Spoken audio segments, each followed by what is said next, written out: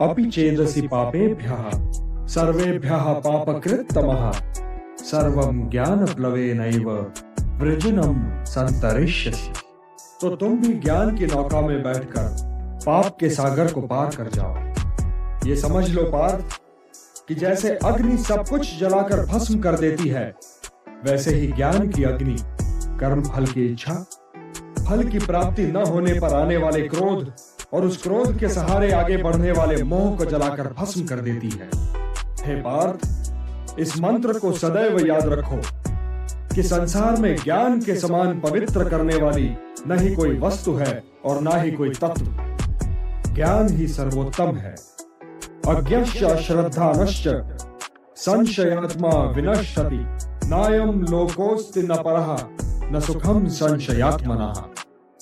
जो अज्ञानी है, जिनमें श्रद्धा भाव नहीं है, जो बात बात पर शंका करते हैं, संशय युक्त हैं, वे तो नष्ट हो ही जाते हैं और उन्हें ना इस लोक में सुख मिलता है और ना ही परलोक में। इसलिए हे भारत, संशय को त्यागो और तुम्हारे भीतर जो मुनि बैठा है उसे जगाओ। ज्ञान योगी बनो पार्थ, ज्ञान योगी बनो और समझ लो कि ज्ञान की चरम सीमा ही कर्म संन्यास है।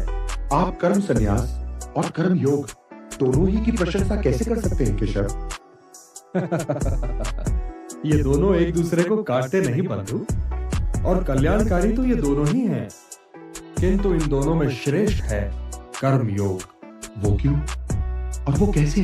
जो द्वेष और आकांक्षा से ऊपर उठकर कर्म करता है, वो तो नित्य सन्यासी है ही, और वो द्वंद्वों से रहित होकर सांसारिक बंधनों से मुक्त हो जाता है। इसलिए जो कर्म संन्यास को कर्म योग से अलग समझता है, वो तो मूर्ख है ही।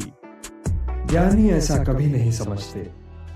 कर्म त्याग तो वास्तव में निहित स्वार्थ के त्याग का नाम है पार्थ। इसलिए कर्म योग के बिना कर्म संन्यास की प्राप्ति हो ही नहीं सकती।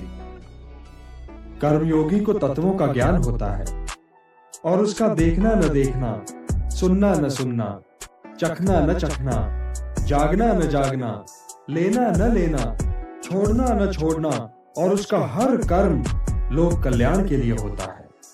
और इसीलिए वो पाप से बिल्कुल वैसे ही अलग रहता है जैसे कमल